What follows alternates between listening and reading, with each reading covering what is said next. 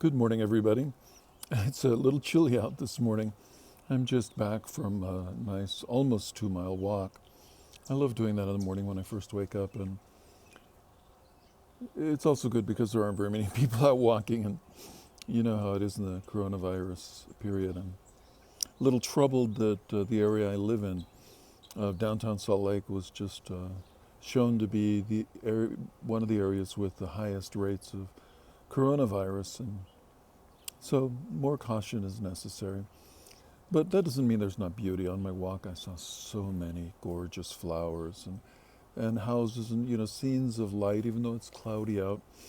Light breaking through and illuminating one thing or another. I love how every time I go out walking, I see something different. Mostly it's just the light illuminating differently. Well, one thing that was striking me while I was walking is how different the city sounds these days with so few people. There's not the thrum, the background sound of thousands of cars or 100,000 cars, whatever it is, moving down streets in the nearby area.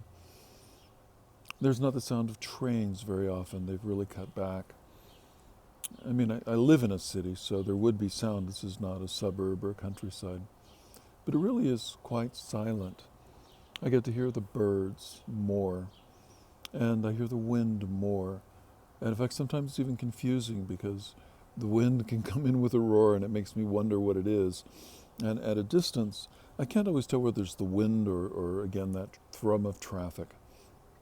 But in any case, it made me think of how every city has a soundscape. They're different according to how they sound like.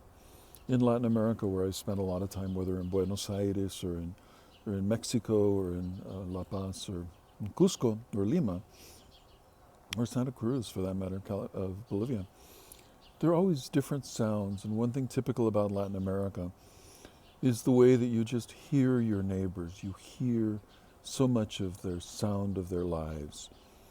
I loved in Buenos Aires how when the Argentine football team would win in the World Cup, it felt like the whole city would erupt in cheers. And then the cheers would break out into the streets, and you'd have a spontaneous parade as people would gather to central places. But even in small towns like Copacabana, Bolivia, there's constant sound of people moving, people living their lives, people in love, people arguing, people drinking. When I lived in a little town, a rural community of less than 1,000 people, I loved getting up in the morning, just waking up and hearing the burros. What do you call what donkeys do? I've forgotten now, but they go hee-haw. It's not at all what it sounds like. It's a whistle and then a braying. That's the word, braying. I'd hear the donkeys bray, and I'd hear chickens. I'd hear the local birds come and rustle, and I'd hear flickers pound away on the adobe to try to break loose insects or something. There's always sound, even in the middle of the night. And as a result, when music breaks out, it's great. It really is powerful. After living in the silence, the relative silence of urban sound in a rural area, suddenly a band came in and started playing, and it really overwhelmed me. It was so glorious. Here is a poem that speaks to sound, and it's a poem that I wrote, and I wanted to capture the way that sound informs our lives, but also the cities we live in. I also wanted to do something else in this poem. It's entitled Nocturne. Nocturne is a musical term that refers to the kind of sounds of night. It's not a form or a style that has been much used in poetry. But after listening to a concert that was entitled Nocturnes, and where various nocturnes were played, I really felt I wanted to try it in music. And so here is Nocturne. Somewhere, someone plays a guitar.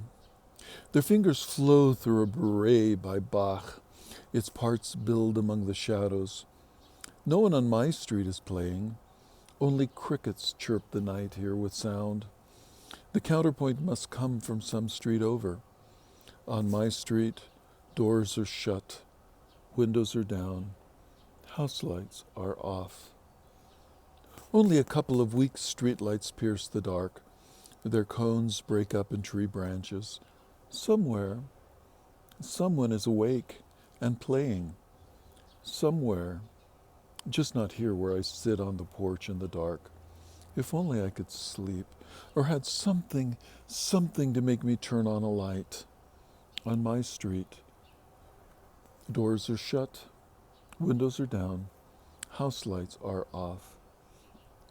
I used to play this bourrée, though not on a guitar. Should I go walking in the night to find out where the guitar is pulsing out life? Its lines dance on with restrained vigor among the crickets who chirp the night here with sound. If only I knew who plays, or dared to find, knock on their door somewhere. On my street, doors are shut, windows are down, house lights are off. Sleep avoids me. There is nothing, no one to make me turn on a light. So I sit on the porch and listen to a guitar somewhere perform another piece by Bach.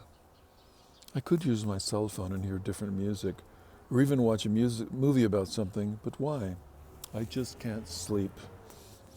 The guitar from somewhere comes like a dream.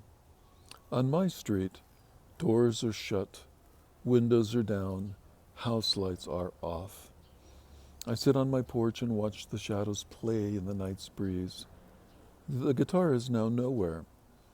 Only crickets sound in the dark.